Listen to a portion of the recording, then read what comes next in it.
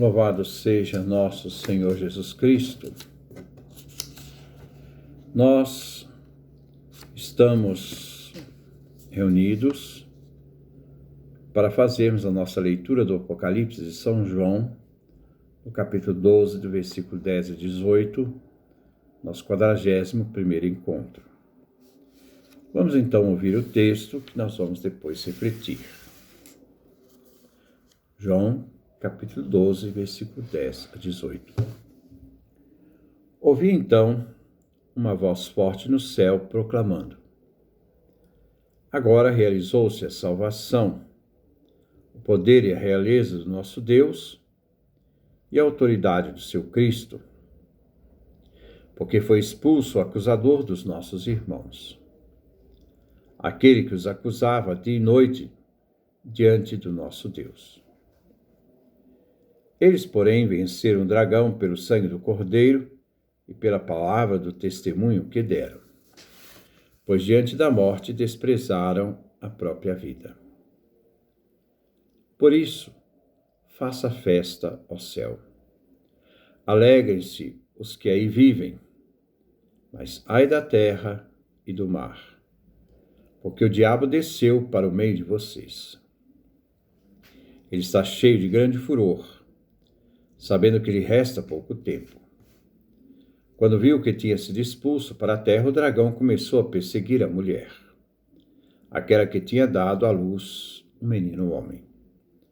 Mas a mulher recebeu as duas asas da grande águia e voou para o deserto, para um lugar bem longe da serpente.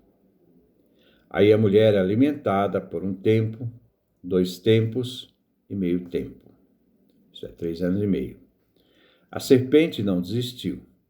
Vomitou um rio de água atrás da mulher para que ela se afogasse.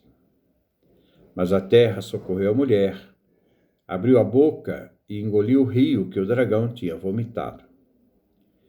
Cheio de raiva por causa da mulher, o dragão começou então a atacar o resto dos filhos dela, os que obedecem aos mandamentos de Deus e mantêm o testemunho de Jesus.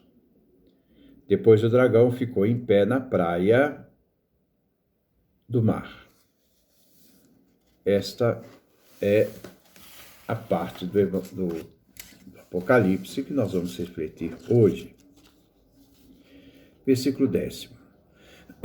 Eu quero só advertir, é um livro muito simbólico, mas quero expressar que Deus assiste os seus fiéis, não os tira da provação, mas os faz ser sustentados e com a garantia de que eles não perderão, a eternidade. Versículo 10. Ouvi então uma voz forte no céu proclamando: agora realizou-se a salvação, o poder e a realeza de nosso Deus e a autoridade do seu Cristo, porque foi expulso o acusador dos nossos irmãos, aquele que os acusava dia e noite diante de nosso Deus. O dragão com seus anjos foram expulsos do céu, foram lançados sobre a terra, e vão agora perseguir os eleitos de Deus e de Cristo. De quem é esta voz? Não é dos mártires que nós encontramos no capítulo 6, do versículo 9 a 11. Pois não ouvimos palavras que pedem vingança, mas palavras de louvor e enaltecimento. Pode ser a voz de um dos 24 anciãos, ou de um ser celeste que não vem nomeado. Mas, por dizer nossos irmãos, vem descartada a voz de um anjo. Com a derrota do dragão e sua expulsão do céu, e o hino anunciado pela voz forte do céu, que proclama o que realizou-se então, é a salvação, manifestando o poder do soberano reinado de Deus Pai, onde Cristo Jesus compartilha a autoridade do Pai. Visto que Satanás veio derrotado por meio da morte de Cristo. Uma das questões que se pode também colocar, que quando diz, porque foi expulso o acusador dos nossos irmãos, o comentário diz, mas não pode ser um anjo, porque o anjo não é irmão do homem da terra, também é uma perspectiva que pode se referir a Cristo, dizer nos nossos irmãos. Né? Porque Cristo se fez irmão, né? E está sentado à direita do Pai. Assim, o soberano reinado de Deus se torna uma realidade presente, pois o acusador de nossos irmãos foi lançado fora, foi expulso para a terra. Aquele que diante de Deus acusava os cristãos foi vencido, né, por Cristo. Mas porque Cristo venceu por sua morte o dragão, não pode prosperar para continuar acusando os cristãos diante de Deus. Versículo 11.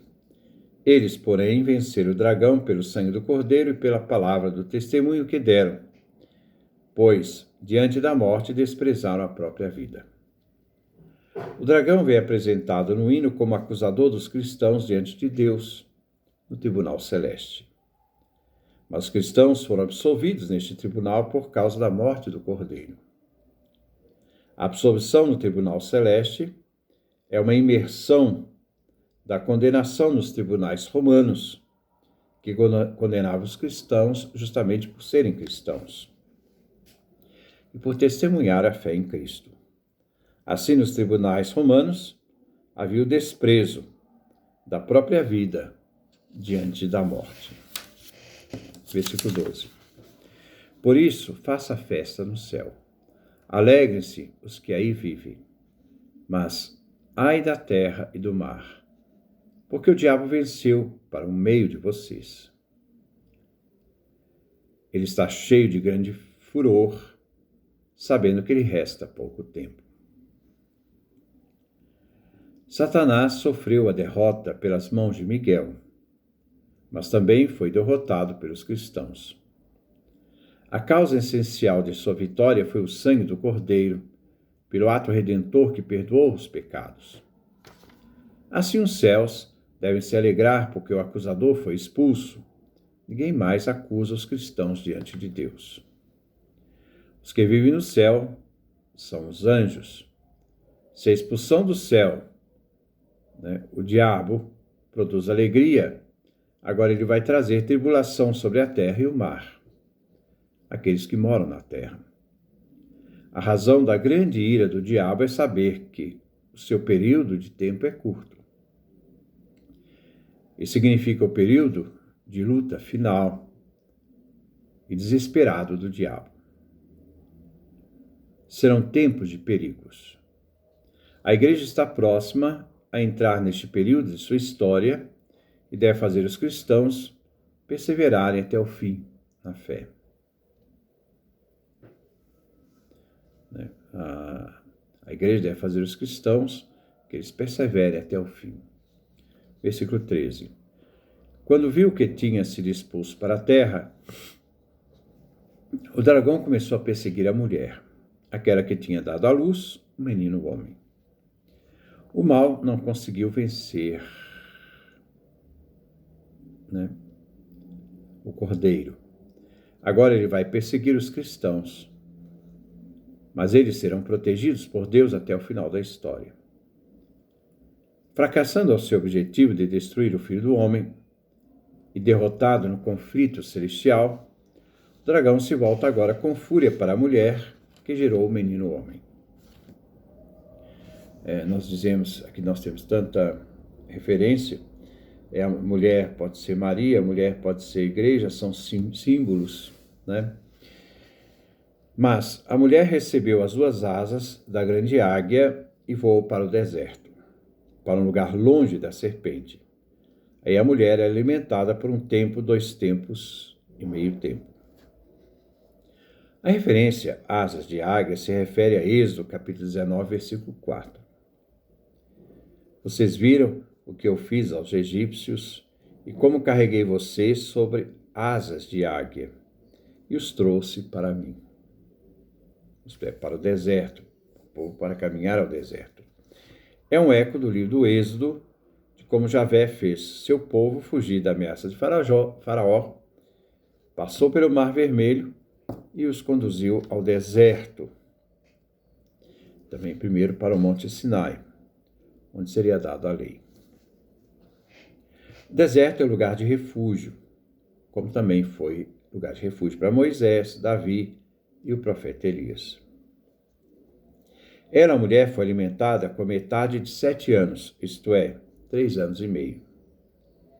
Assim, as asas de água simbolizam a libertação e a capacitação divina. Podemos ver em Isaías, capítulo 40, versículo 31. Mas os que esperam em Javé renovam suas forças, criam asas como águias. Correm e não fadigam. Podem andar que não se cansam. Deus protege os seus da perseguição e a mulher vem sustentada no deserto. Versículo 15.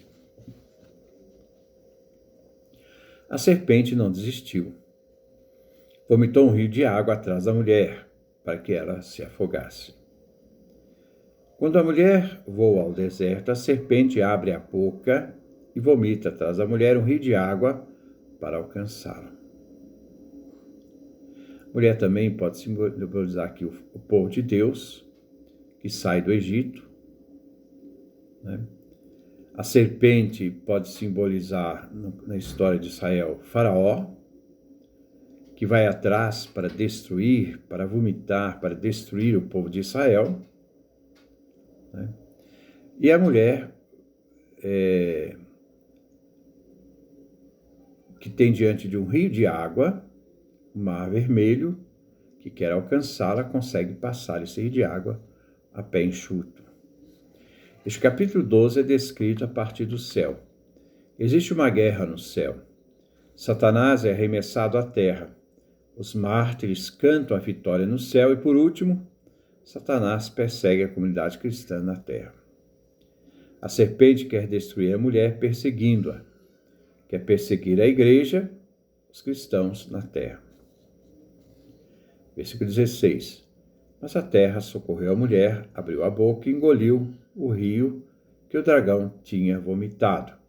Lembrando também que é o simbolismo do Mar Vermelho, que volta à sua realidade normal depois de ter salvo o povo de Israel.